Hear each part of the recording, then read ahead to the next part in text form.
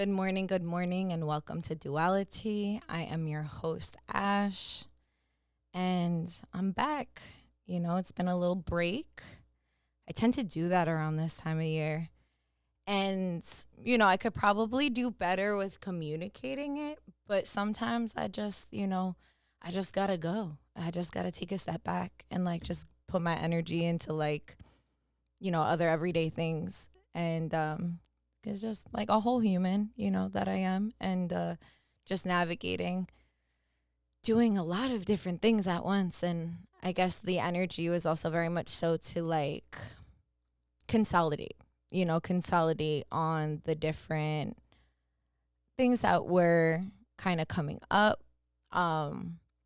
which I'm very excited to talk to you guys about because I've been kind of alluding to it and hinting to it over the past year, probably since April. And, before we get into the topic and kind of cover a bunch of different areas, I want to kind of ground into just the space and say good morning. Thank you so much for, joining me and, tuning in. I suppose at whatever time you do, but if you're here live with me, thank you for spending your morning. And, thank you for the grace and the space that I very much so needed. It's no coincidence that the last episode that was recorded was called Logging On and Logging Off. Knowing when to log on and knowing when to log off. And although I had logged off for a little bit prior to that episode, I certainly needed to log off a little bit more so I can just kind of ground my reality around me, because how can I be out here doing a podcast and speaking on topics in, an ungrounded manner? It's not going to feel good for me or for anybody involved. So I'm going to let you guys in on what I've been working on and what's kind of been diverting my attention a little bit in a good way. So I officially launched my business. I had a soft opening, and I will be having a grand opening probably in the upcoming spring. But yeah, so I had purchased a vehicle, an Ecoline, a Ford Ecoline E350, transport vehicle, cutaway. And I completely ripped everything out and I made it my mobile safe space, my mobile spa, where I can provide my holistic services out of.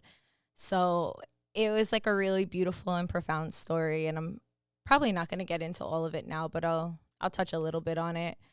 Essentially, this is a dream of mine that I've had for probably about 5 years or so. It was right before the pandemic, a few friends of mine would always be like, oh, there's nothing like car conversations. That was always a thing. Just having those car conversations where you're sitting in the car, you pick your feet up, you sit down, you get cozy, and you just talk about some real shit. And we were just saying wouldn't it be so cool if we could just have these moments, but in a bigger scale. And I was like, oh yeah, when you're in a minivan, you get to sit in the back and you have more room, and they're oh, these these different vehicles. And I knew there was a possibility of creating something like that because there's a lot of mobile grooming service and stuff like that, but I just didn't know how to go about it. I didn't have the funds, to even make that happen. So I was just praying about it. And then when the pandemic happened, I seen so many businesses going mobile, and I was like, oh my goodness, I could do this. And then I started reaching out to different local businesses. So even if I seen a cat or a dog grooming service on the street, I've pulled over and talked to people and been hey, are you busy at this exact moment? Could I talk to you about your business and how you got in there? And a lot of times, and I've also called services and asked them, I also spoke with Nailicious, it's a service for little girls getting nail done, spa parties, super cute, and the owner is super sweet and really helped me out. And I was able to go meet with her and see her business and get the pros and cons of what it is to have it. And she also didn't have a Sprinter, which I thought was cool because everyone had a Sprinter, and Sprinters are not cheap, baseline they're not the worst, but like once you're starting going into like customization and stuff, like a lot of these mobile businesses get sent down to like down south or different places to get customized specifically for mobile grooming. And then you finance one of these vehicles for like $100,000. And that's terrifying to me. Like to finance something for $100,000 just sounded like really scary and just not in a position that it was in, like tangibly, to do so. So I was just like, all right, like maybe I'll get another vehicle. But then I was afraid, like, what if it's just like a dud? Like, what if it's a lemon and just breaks down? So I was like kind of in limbo about it for a while. And then I seen like this story in this article about this woman who got like a mini transport bus who's an esthetician, and she was doing it out there. And she was just like, I did this shit with like $3,000 and I made it happen. And I was like, you know what? Like, that's inspiring. And shout out to you. I don't know your name, so I apologize, but shout out to you. And, the inspiration behind that was like, oh my goodness, like that's also like more close to my field. Like I'm an esthetician, but I also provide my holistic practices, readings, and energy work, etc. So I was like, okay, like how can I do this? I prayed about it. Long story short, I ended up coming across, I kept on looking on Facebook Marketplace like all the time when I had no business too. Like I didn't even have the money to do it, but I was just like, I need to keep looking. I ended up finding like one that I was like, oh my God, this has a house floor on it. Like this is different. It has character. And I just felt like such an affinity to it, but it was just out of my price range.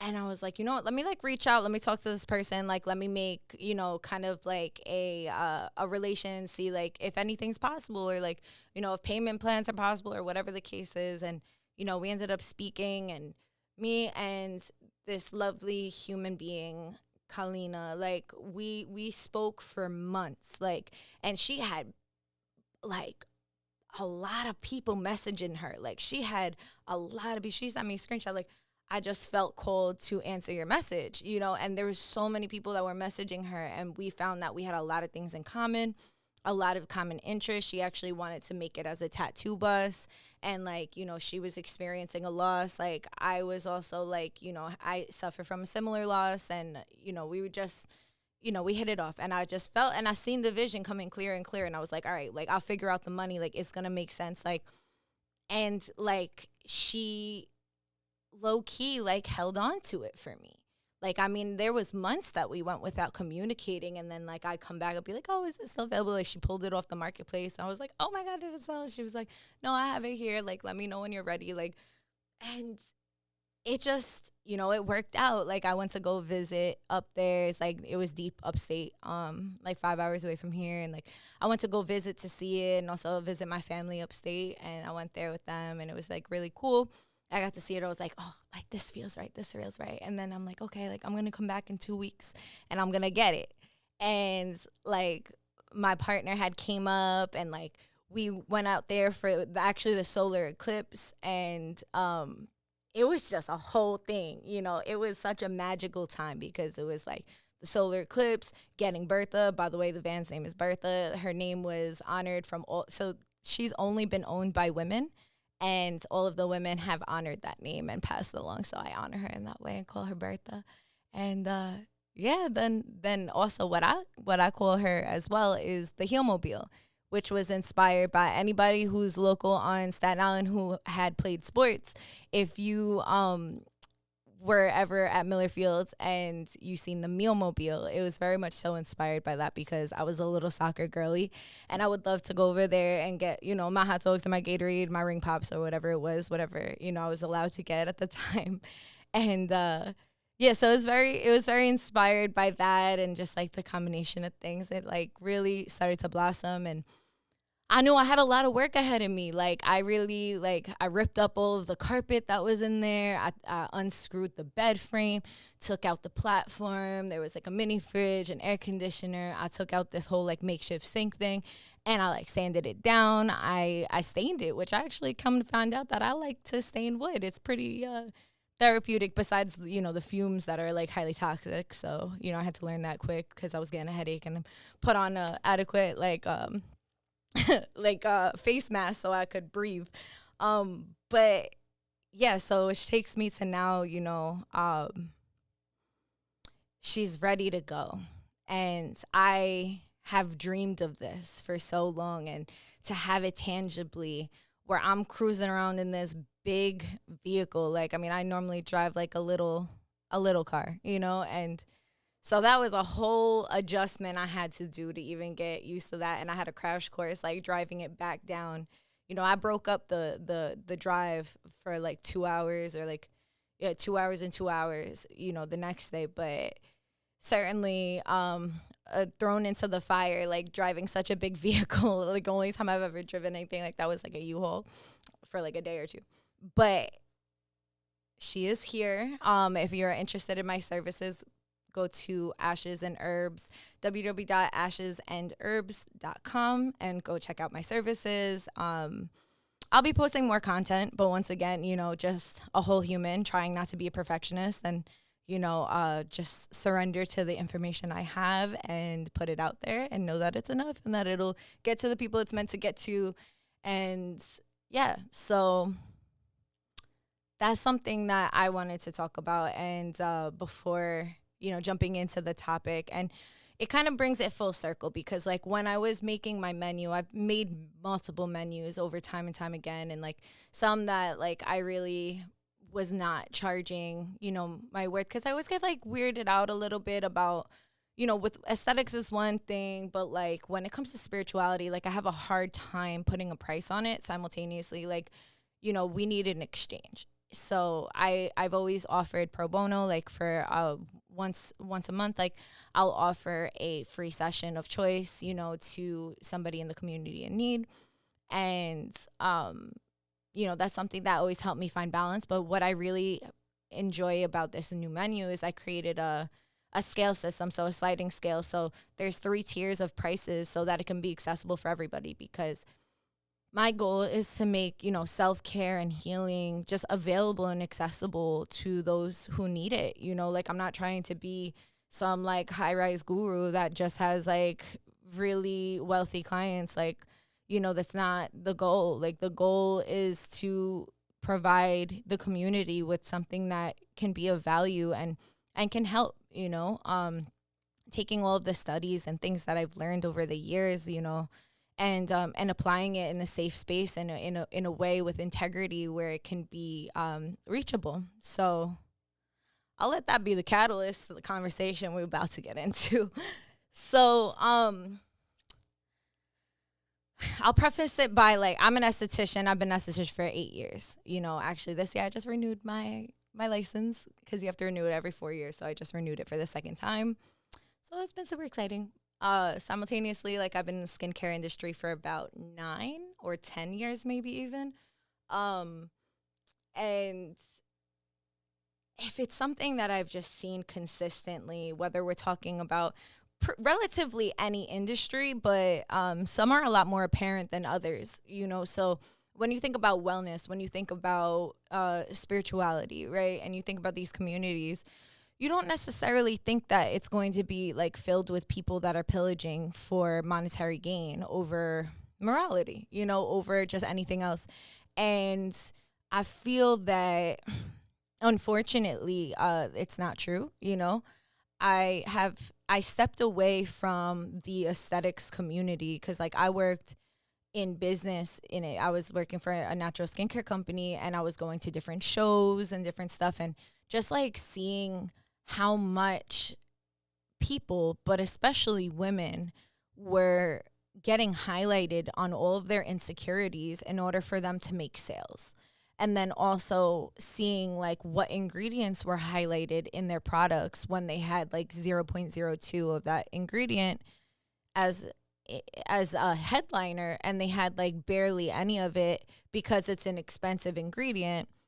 And, but yet their entire marketing is surrounded to it, and it was really disheartening for me. Like, I mean, I was in my late teens, early 20s, and like my heart was breaking seeing this shit. Like, I was like, yo, like there's so much corruption, even in places that are like decent. There's just so much corruption in order to make money. It's like, okay, like aging is a natural process, you know what I mean? And we are beautiful as we age, but we are not told that, Maybe for men there's a little bit more grace in that, like it's more attractive to see like a salt and pepper man, or like different like aspects of aging showing up, or like within that community, but with women it's like, oh, you have a wrinkle, or oh, you have a gray hair, you must dye it, and it's like, that's where there's the aspects of,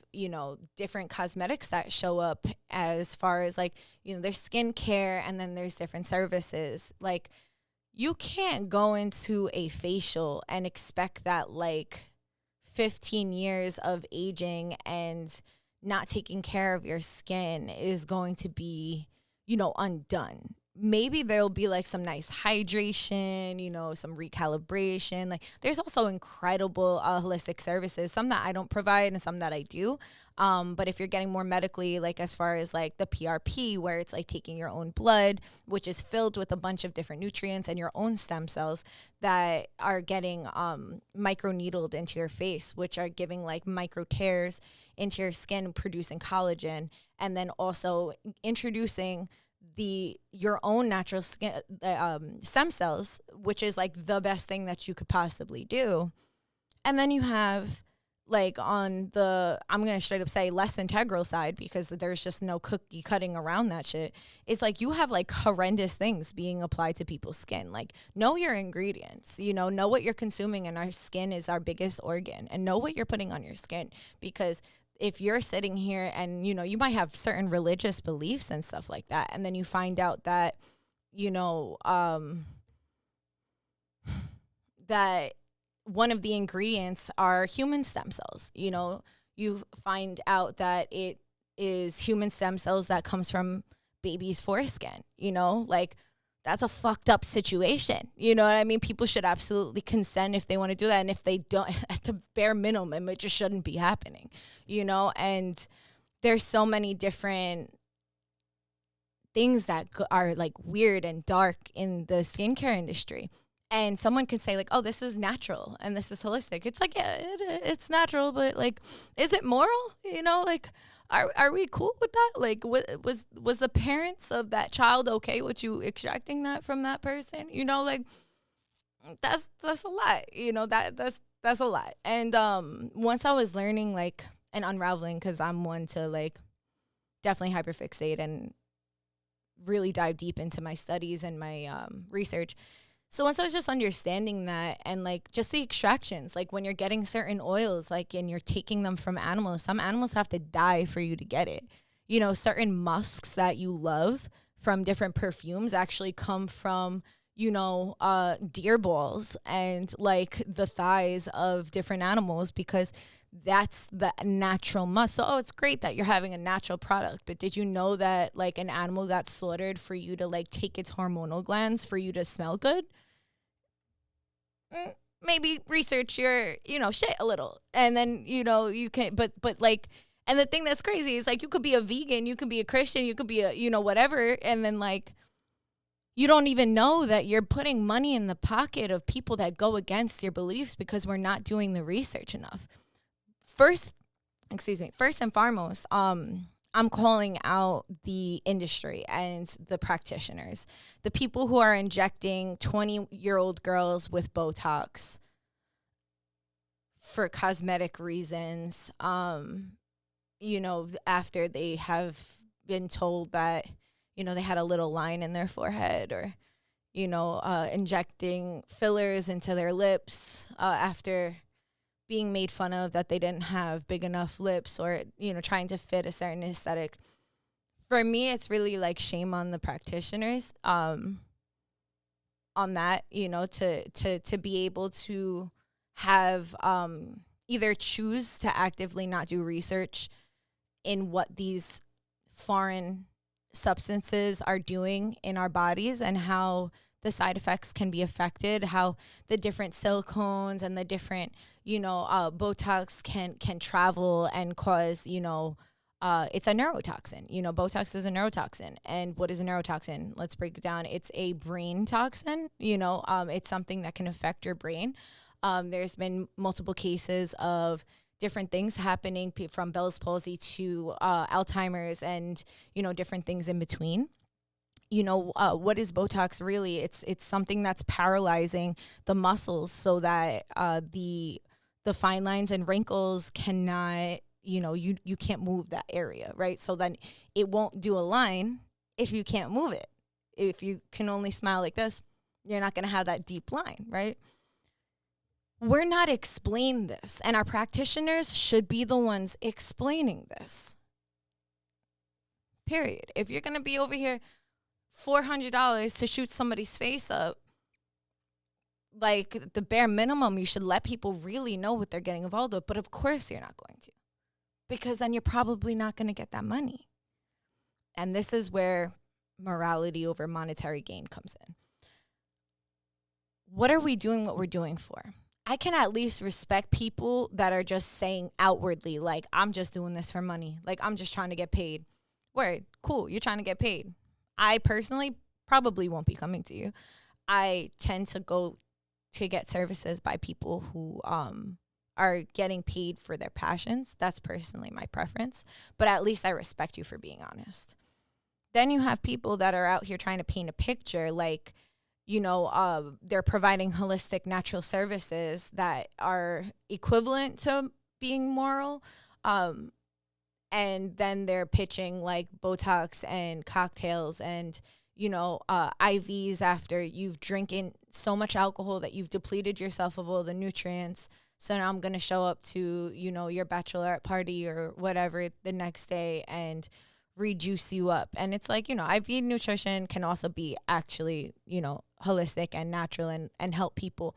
But the stigma behind it is like, oh, okay, I've drank so much alcohol, now let me get an IV. It's like, how about we just find out what we're nutrient deficient in? If we can't source that in our meals because our soil is so fucked, but let's not even get into that, then, let's just do that on a fucking Tuesday, not after you've dranken yourself to oblivion because you can't, digest what it is to be a human on a daily basis. And just feeding into this dystopia of the world that we live in. That's normalized.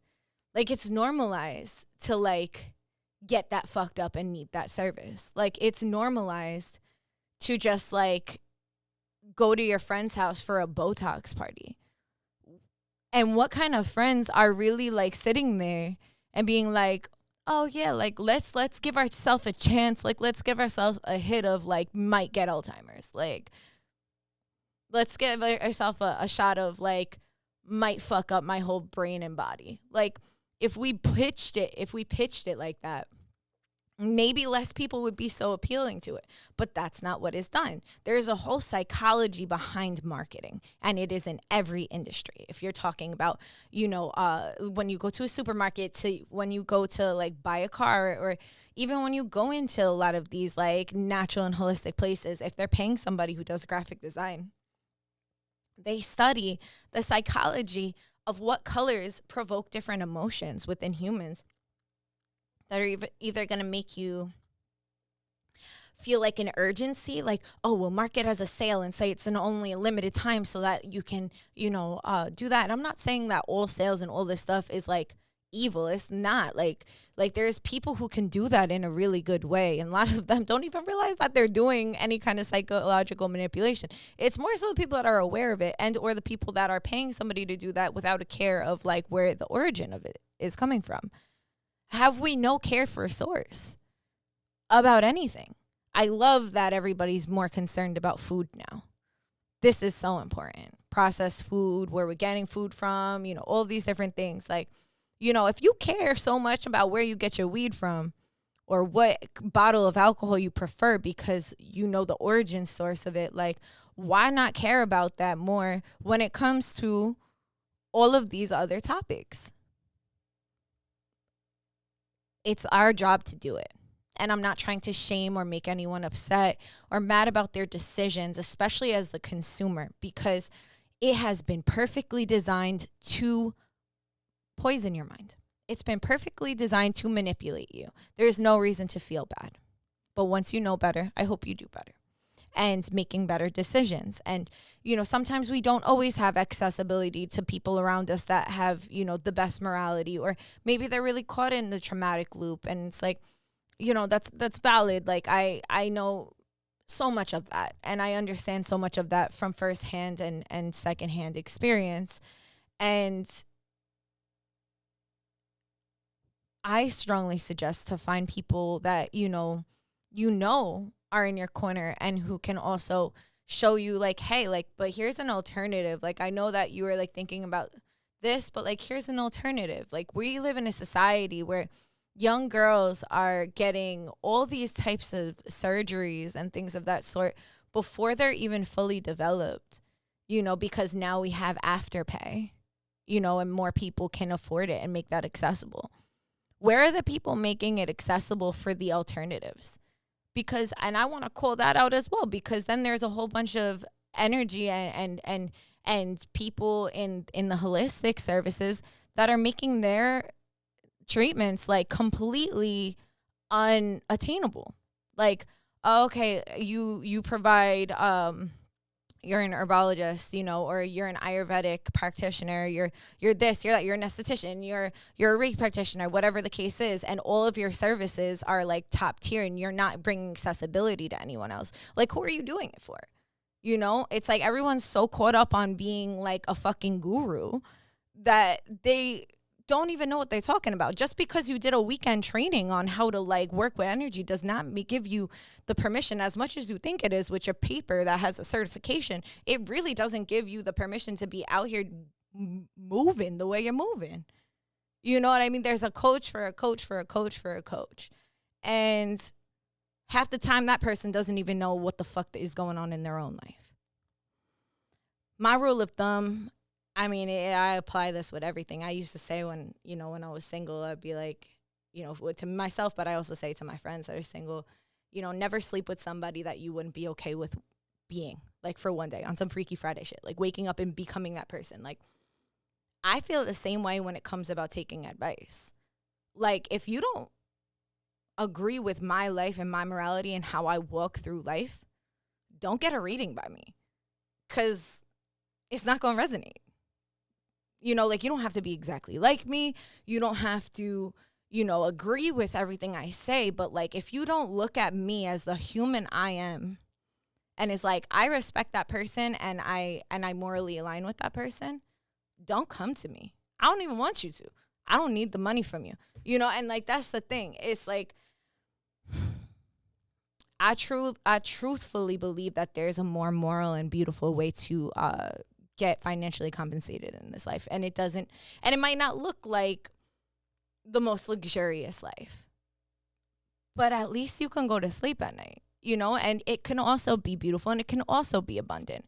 And I'm not talking about like, the blowing cinnamon 111, goddess oracle that's telling you how abundant your life can be. I'm talking about literally just finding, what does abundance mean? Like, abundance doesn't just mean money. It means a lot of.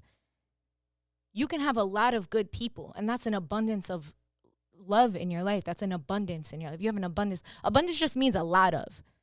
So if you want to have an abundance of financials or like financial security, like, there's possibilities for that without selling your soul. But I mean, there's half the people out here that are like, oh, I'm just going to sell my soul a little bit for like a year or two, and then like I'll get back to it. And it's like, it's possible, but it's going to be really difficult. And I said I wouldn't be so like passionate, but I'm definitely getting riled up. So let me take a sip of my tea.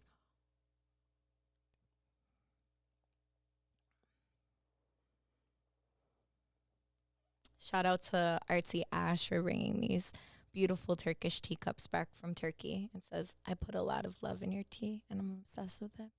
And then also shout out to all the herbs in this tea and all the people that picked them. And shout out to my sis Maya. Happy birthday. Happy 21st birthday. I hope that you have a beautiful day. I have some of your hand-picked mullein in here in this blend as well. Gotta bring the love and the light, but it's not solely, I think that sometimes my passion and fire can get misconceived as like judgment and shaming. It's not that. I mean, I absolutely do look at things and judge it, but I wouldn't say it from like like I'm better, you're worse kind of way. It's more so like critical thinking. Like we shame judging and we put it in the same category as like, feeling better than one another. And I think that there's a difference. There's a difference between judging someone and to make yourself feel better. And then there's a difference between judging a situation to make like adequate decisions. And I feel like that's more so what I'm speaking on is I'm going to critically think. I don't give a fuck if you think I'm judgmental in that way. Like I'm going to make sure that I'm making the best possible decisions I can with the information that I have. I hope you do too.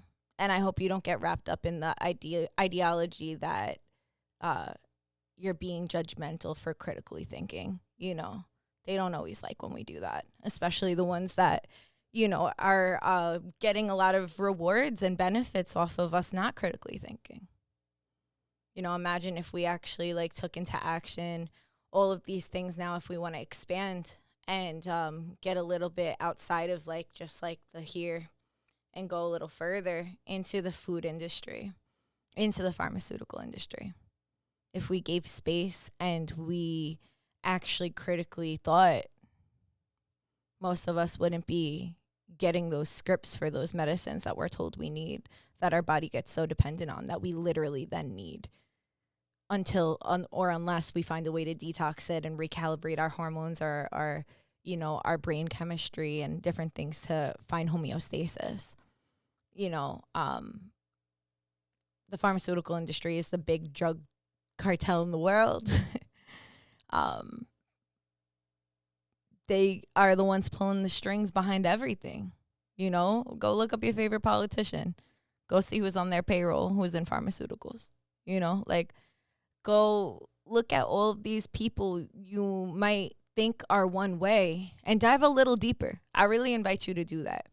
I grew up at a time that was like weird, right? Like I still went out to go play outside in the street with my friends. Maybe not in the street. My dad didn't let me play in the street, but like, I was able to go outside, right? And I played. But then I also grew up with like uncensored YouTube, and like altered between that and like playing The Sims.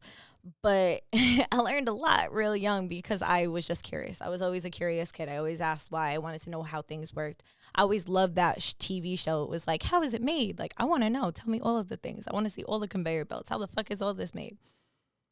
And which I also unpacked the other day, just side note, like we're all like, oh, like where are we getting all this heavy metals from? Well, if we're not going to, wear a tin hat and talk about the chemtrails, let's talk about how all of our food is made on metal, with metal squirting whatever the food is out to metal to then go to somewhere to then wrap it in aluminum. Like, of course we're going to have all heavy metals in our bodies. Like, we don't have people cooking us food no more. And the things that even when we do have things cooking food and stuff, like we don't have half the time, unless you got a cast iron or you got like anything that's not like a, if we're talking nonstick pans, then we're talking like forever chemicals. There's so much stuff. And I'm going to ground it because I could really talk about like this topic. I got fucking time for it every day. Any time of the day, I got time for it because it's what literally rules the entire fabric of the world we live in. I would love to sit here and say that love does, and I think that it does on a spectrum deeper, and truly that's the purest place, but this is the opposition of that, so as much of this is as much of that. I posted a status the other day. A lot of people didn't like it, you know what I mean? A lot of people did. Really depends on your stance. And I'm sure there's plenty of people that silently didn't say nothing but felt a big way about it.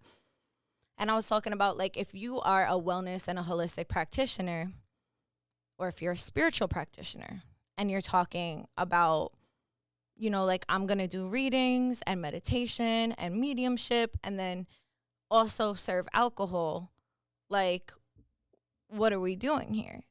You're clearly just trying to make money. And you're clearly... if you're tuned into something, it's just not the same something I'm tuned into because that's just not something that feels right. when we drink alcohol, we are then like putting holes in our auric field. All right, like let's boil that down to regular English, right? If I'm drinking alcohol, I'm more emotionally vulnerable and sensitive, right, to my environment and influence, right? It's scientific facts, like what it does to our brain.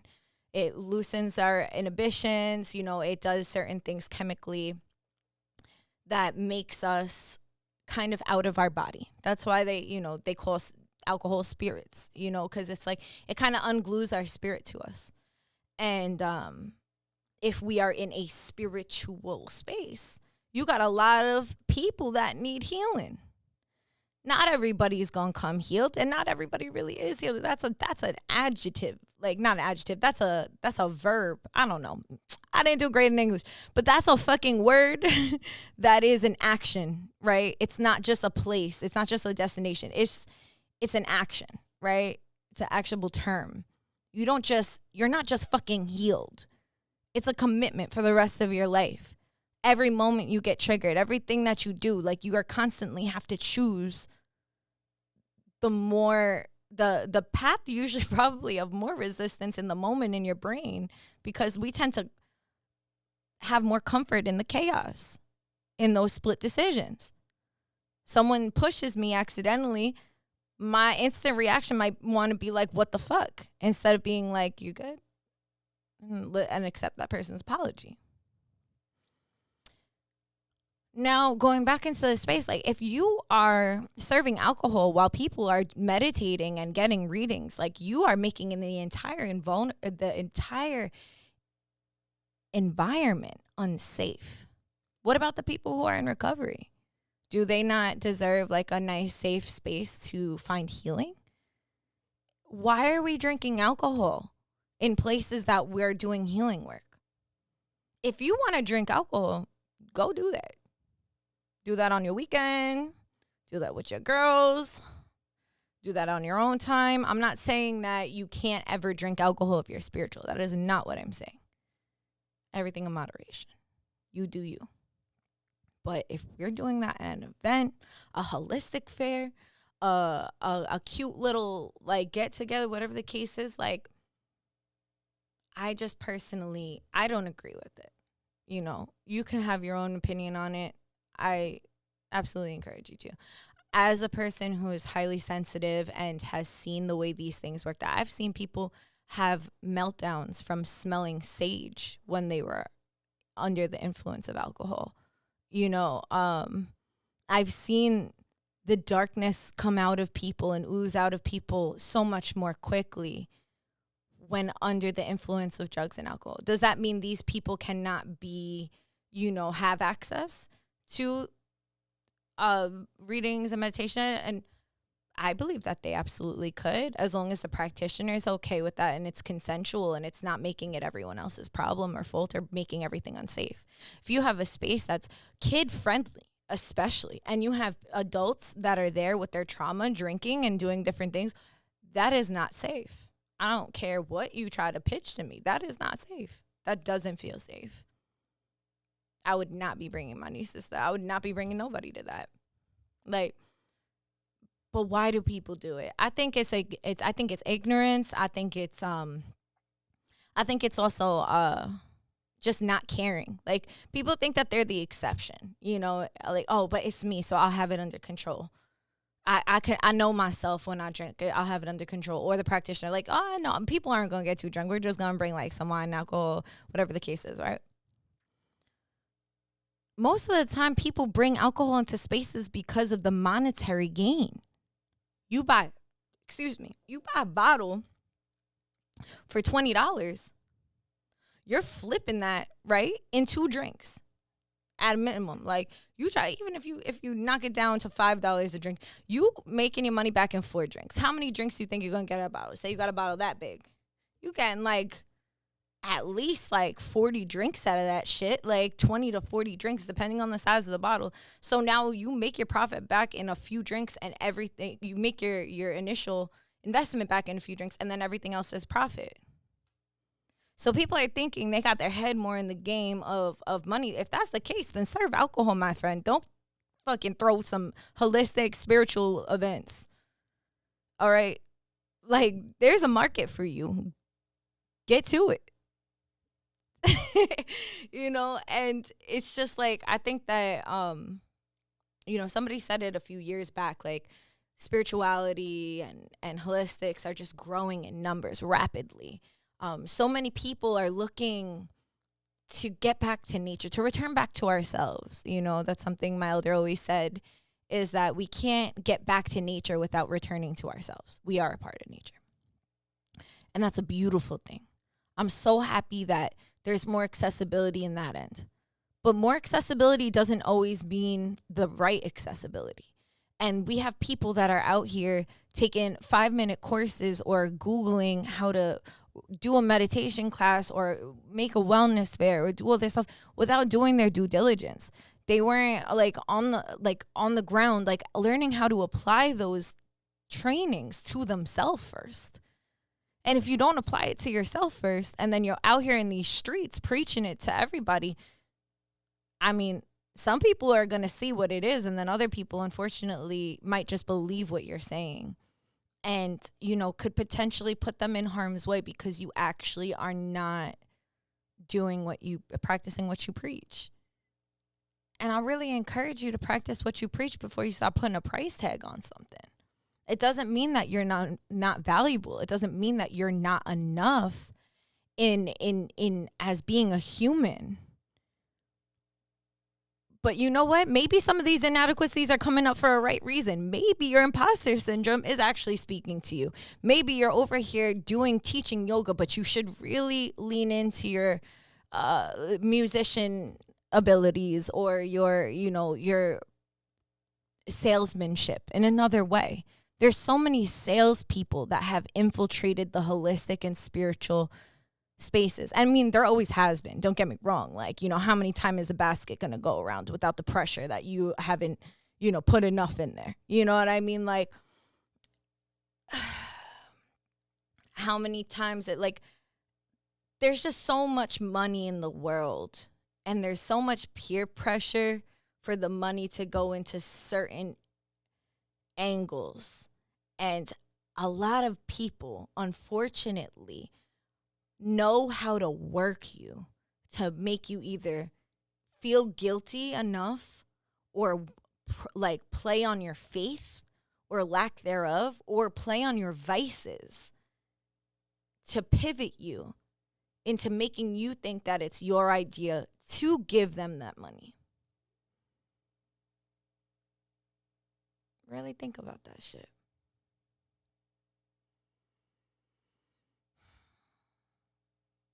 I really just hope that, this podcast can inspire those that are, consumers. I feel like even if we are a practitioner, you're a consumer. Practitioners and consumers will to really just consider things, before putting them out there. Like, so many people are so prone to looking for the aesthetic over the authenticity, the aesthetic over the actual, I'm going to make it look like this. And listen, there's space to have fun with it. Like, there's space to have fun with our avatars, right? To dress up or change our hair or do different things. Like, there's space for that. I love the accessibility to temporary changes that we have. We have so much accessibility to temporary changes. Why make certain things permanent, especially when it can really harm you? And most of the time, people unknow that because of how much their insecurities have been preyed upon. Where are the aunties? Where are the uncles? Where are the people who can look at our youth and tell them, like, you are beautiful just as you are. You don't need to look like no Ice Spice. You don't need to look like that. You don't need to be that. You are beautiful just as you are. Let's take time to expand on the things that you love and what makes you you, rather than these fake ass idols. We see it now in the news. I mean, we can't not see it because it's literally being shoved down our throats, like how the corrupt celebrities are. But who controls them? Who controls the industry? Who controls all that?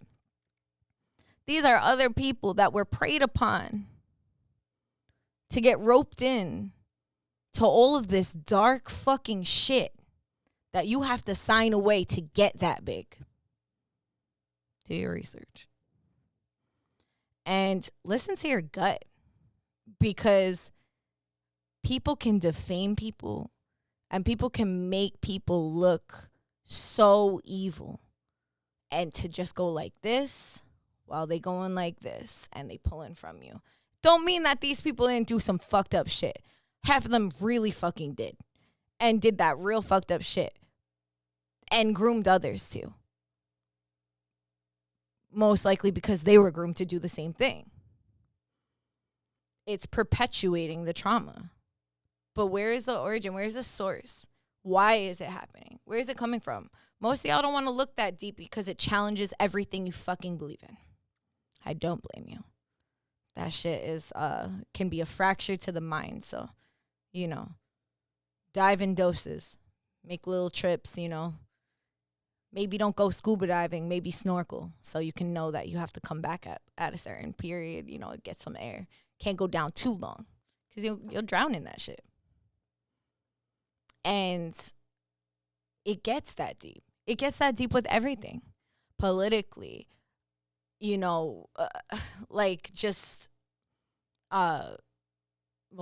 politically, religion-wise, there's so many different things that it gets into. And I feel like it gets into everything, and it boils down to just what are we going to center within ourselves? I don't believe that you just sign a contract on a dotted line to the devil and you're like, here's my soul.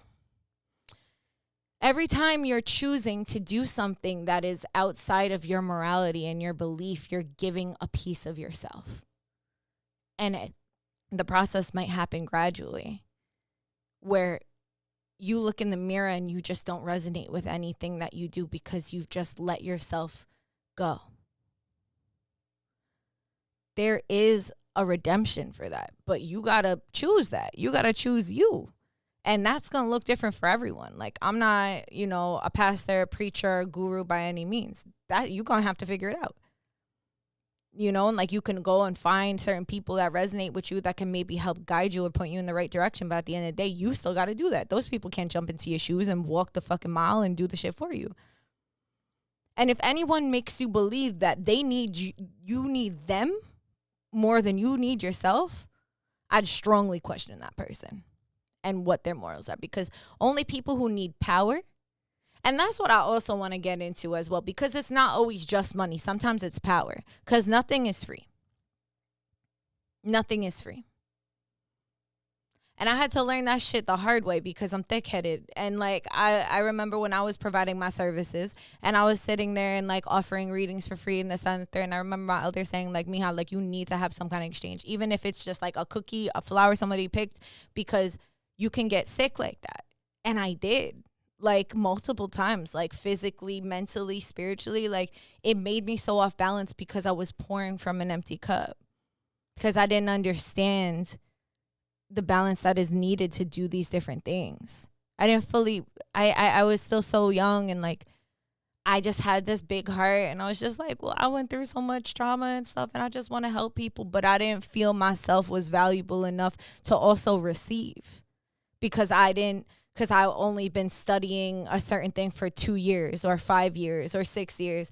Meanwhile, I don't know what the fuck is in the food or whatever y'all eating that you don't even have a lick of a year under some topic and are running to the front line to provide that service for everybody and anybody who will listen. It's crazy. It's crazy to me, But to each their own, I suppose. I think it's just super, super important for us to pause. Sorry. I forgot to put my phone on do not disturb, and I just see it buzzing. Anyway, back play. But it's not for us to isolate these people and be like, ew, fuck you. It's more so for us as a community to kind of give demonstrations and and create integral and safe spaces, hopefully these people get inspired. And if you know them or you feel moved to talk to them, like maybe to call them in and have a conversation with them individually, like, hey, like, I'm noticing that, like, do you think that maybe you're like not feeding your passion and you're leaning into this more like financially? Like, what are you doing what you're doing for? We are in a, like, capitalism is at all of our necks. Maybe pick up a second job instead of trying to manipulate people emotionally in order to get your services. I wouldn't be able to sleep doing that, but everyone is different. So I just hope that people get inspired, to move in a good way, to really be in community. Like, we don't know what community is anymore. Like, what do you know about your neighbor? You know what I mean? Not much, probably. Like, hopefully something. I really just, like, I speak on these topics not because I think I know it all or because I think that I'm better than anybody else and I got it all figured out. Like, I don't. Like, I'm doing my best. I'm doing my best to figure it out. I know that there's so much more that I don't know than what I do know. I think because I speak very strongly, it might not give that, but, that take that up with my Leo rising. I don't know what to tell you. Besides, I genuinely just care deeply about this earth. I care deeply about the humans on it. And when I see things happening, overseas, and, it's all this, it's so much, Zionism mixed with, once again, monetization over morality. Like, what does Palestine have over there that is, besides the Holy Land that everybody fights over, is a bunch of fossil fuels and resources? Why else are we as the United States handing over millions of fucking dollars in arms? Like, and it's like, at this point, the stories are like, how are they still being pitched when we're seeing what's going on over there? It's just, you don't gotta know about. At this point, like, listen, I get it in the beginning. It's like, I'm not a fucking master in overseas conflicts either. But what you can't unsee what we have been seeing. If you don't feel like a pain in your heart and in your stomach for these humans, for these children, if you could just keep fucking going and ignoring it, like, they've won in desensitizing us as people. Because what the actual fuck, with all these other conflicts going on in the Congo and Sudan, like, if you can look at these conflicts and be like, it's not my country, not my problem. Okay, so let's take a look at what's going on with Hurricane Helene. All of these different people displaced. Like, that shit was unfucking natural. Like, the amount of fucking rain, how inland it was, it don't even make no sense. But whatever, it happened. I'm not even going to harp on that aspect. And we're still talking about Diddy, and we're not talking about the people in our own country that are lacking resources, that it's been a few days now. I think it happened the 27th it started. We're 5 days in. This is the time that is needed the most. I mean, I fucking get it. Like, after hurricanes and things like that, when people don't got shit, like, it's crazy. It's crazy for us, and we're sitting here eating our processed food and swiping, like, a feed that has, babies getting blown up and cell phones getting blown up and people fucking drowning and nobody having water or, like, fucking electricity or ways to contact one another. But we're talking about P. Diddy and baby oil. Like, I'm not sitting here and saying that we need to put all of our attention into these hardships. But to even just, if you don't got the money, maybe share a resource on your feed to somebody who might have the money. Maybe bring some awareness, and at the bare minimum, fucking pray for these people and this world. Like, we're so desensitized and so amplified that money rules everything around us that we forgot how to be fucking people. And we wonder why we wake up hating ourselves. You wonder why the taste of fucking alcohol tastes better than water to you. Or the drugs that you go seek feel better to you than anything else. Everybody's so afraid to be sober because if we were sober and we actually looked at what the fuck is going on in the world, we'd need to do something about it. And everything has been made so that we don't do that.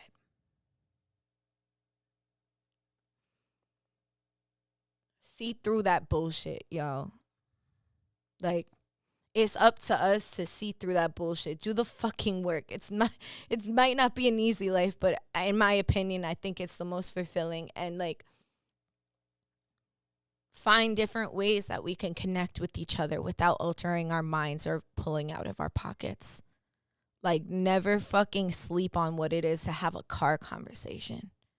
You might not have money to take your friend out for her birthday, but maybe you have enough gas in your tank to go drive by and just like have a conversation with them. You don't know how much that could make a difference to somebody in the world.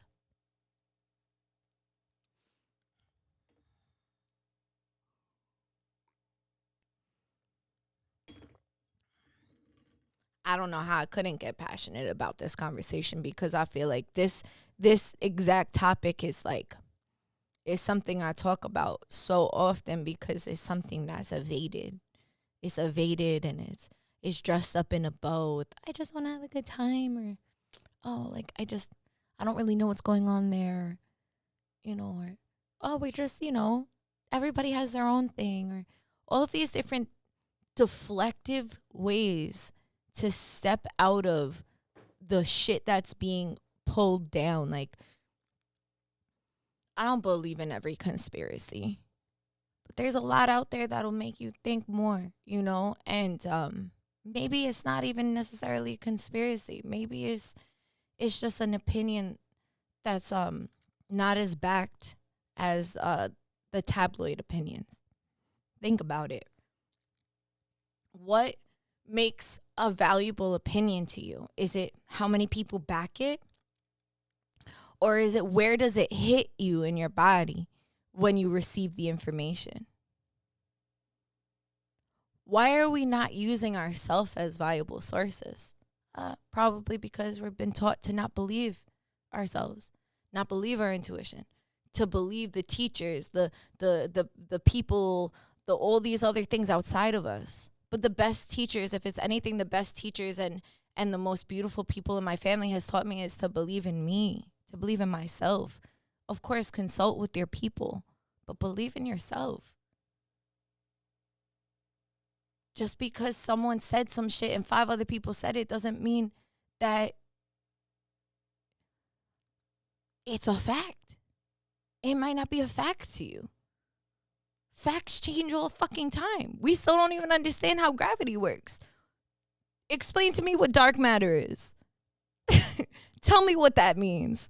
How do you really understand atoms if all of these, if this table is made of millions of them? Can you actually quantify what the fuck that means?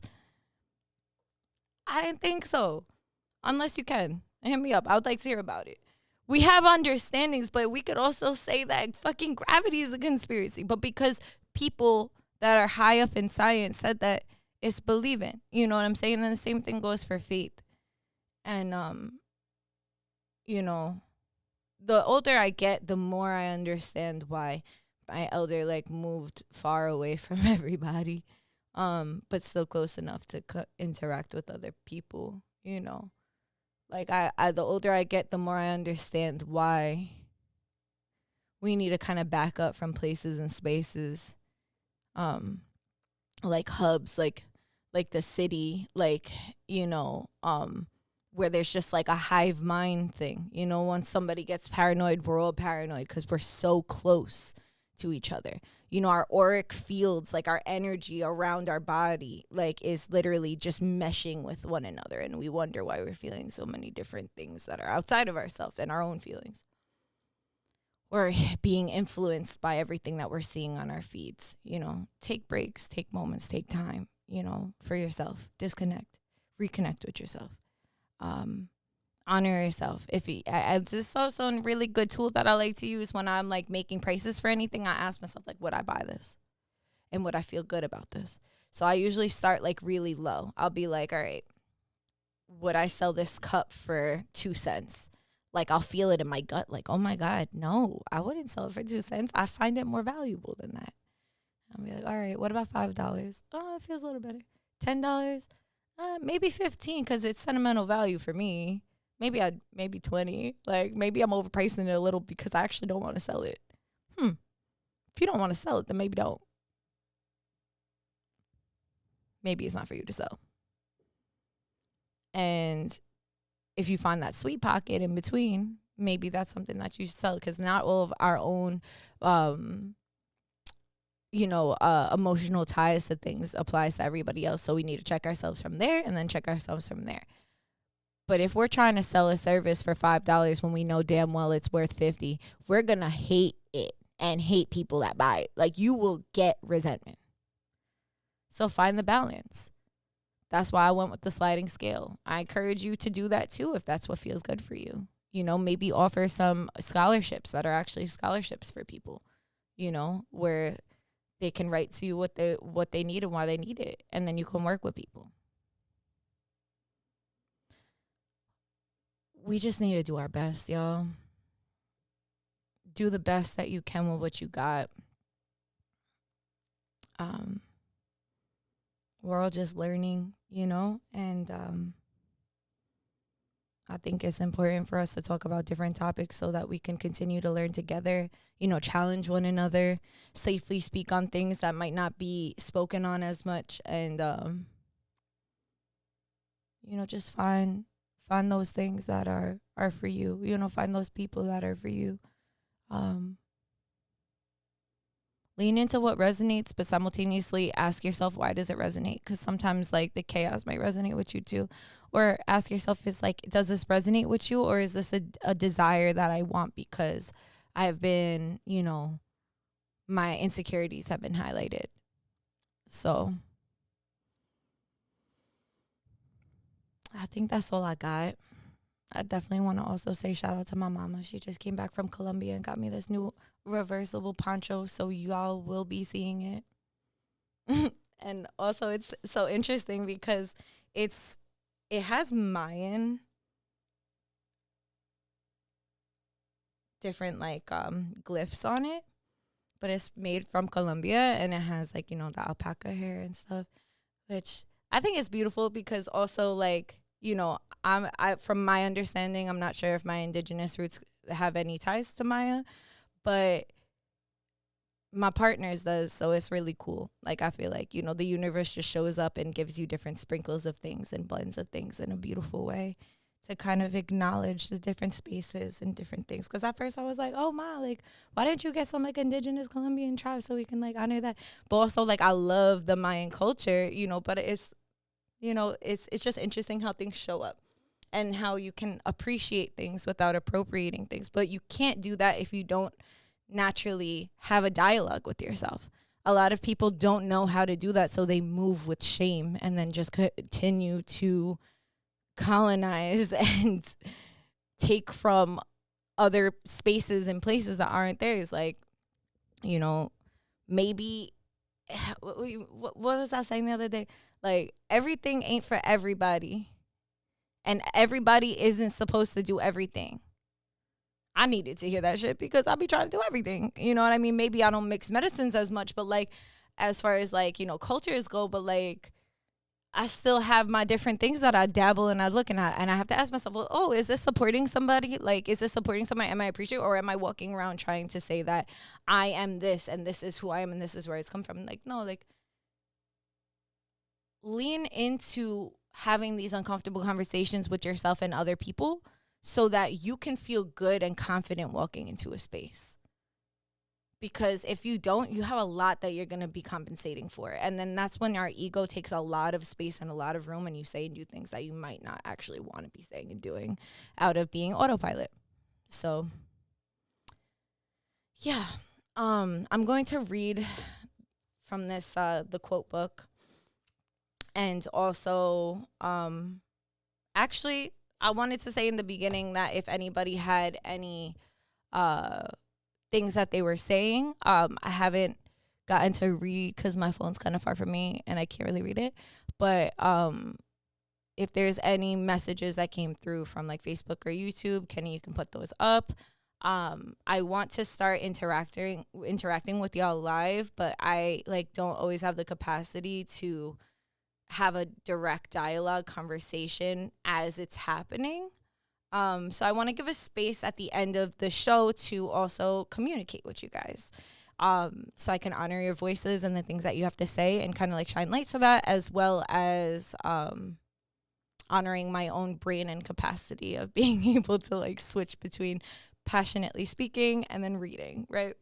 So I'm going to, if, hey, Lori. Okay, word. So if there's anything up there, I'll see that first, and then I'm going to check out on Instagram because I know we have some over here. Not me being like all hot and sweaty from this. All right. Well, thank you, everybody who tuned in. Hello, hello, hello. Hey, Montai Bree. I appreciate I appreciate y'all words. I need to find a way to put this up here. The hurricane was crazy. My friend without power and water. I checked on her all weekend. This was needed. For sure, I think time is coming right now. Nice to see you online. Oh, hey, Janine.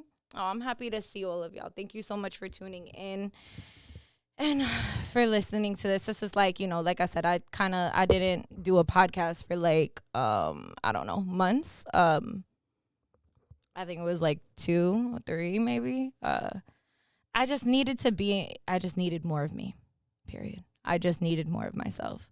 Sometimes you just need more of yourself. If things don't resonate and shit don't feel good, maybe you just need more of yourself, So I want to leave y'all with that in case you needed to hear that, because I know the fuck I did. At the time I did. Also, I'm in the process of finding out different, I have a few friends that are out and being affected by this hurricane, and I'm in communication with them and some other folks that are getting supplies to them. So I will be taking I don't know if I probably personally will be taking donations so that I can just give it in a group and send it to the people or send it as it comes. I'm also going to be vending at a sober event over at Brew Bar, hosted by Mocktail Mart. It's going to be not this Thursday, but the following Thursday. I believe it's from 6:30 to 9. Pull up. I'm going to give a percentage of every item that I sell. I want to give a percentage, like probably half of anything that I make, I'm going to send over for supplies. And if there's anything, I'm just trying to also do my best with my own triggers, but it's not about me. It's about them and their own experience and what they're having and how I can be of support for any of those that are experiencing the hurricane or, anything else. See, I'm just doing my best to provide to the community the best way that I can. And right now it's making the awareness and just speaking on the topic, since it's not really anywhere. And as it should be, and the relief needs to go and really get there and help. And fortunately, there's a lot of civilians and helicopters that are doing a lot of the groundwork out there, So shout out to all those people putting themselves in that space to go help these other people. And for all the people that just fucking care, and that just pray, yo. Just if you can't do anything else, just pray, So today is October 2nd. So today's quote is Dallas Cowboys defensive tackle Larry Cole on the reason he went to scoreless in the 1970s before scoring a fumble recovery touchdown in 1980. Anyone can have an off decade. By Jeff Pariti. When you experience an upset or a loss or a disadvantage, You are able to view such advisory with a positive, when you experience an upset, a loss, or a disadvantage, are you able to view advisory with a positive attitude? Having a good attitude, even when the chips are down, involves the ability to view any situation in a positive light. This means finding the advantage and in the disadvantage by looking for some uplifting aspect like the silver lining in the cloud, or focusing on what you learned. Setbacks can seem less devastating and overcoming problems can be easier. The important thing is to remember that in any crisis or difficult situation, there's always an opportunity for something new to be discovered. Or, as a Zen poem states in another way, since my house burned down, I now have a better view of the rising moon. Since my house burned down, I now have a better view of the rising moon. Think about an upset or a setback you're experiencing in your life and ask, what is the new door that's been opened for me? How can this make me stronger or wiser? Then strive to find at least one positive aspect or opportunity. Today, I will use humor and insight to get through any problems or difficulties. Well, this book always knows. That shit is crazy. Like, but word. Let's just do the best we can with our day. And, today is also a solar eclipse. So maybe don't do much, but observe. I've been taught that during eclipses, do something if you feel to do something. But, I've been taught during eclipses that you're just supposed to observe. And I'm just gonna observe the rest of my day like that. So thank y'all for tuning in with me. I love you very much and appreciate the support and love. Thank y'all for sticking with me, especially those that were here live with me. It means the world to, have an outlet that not only am I speaking through, but also just bringing kind of everything that is in this orbit and around here, for us to kind of communicate together with. And I look forward to jumping back into the pod, and I'll see y'all next time. Enjoy the rest of your day.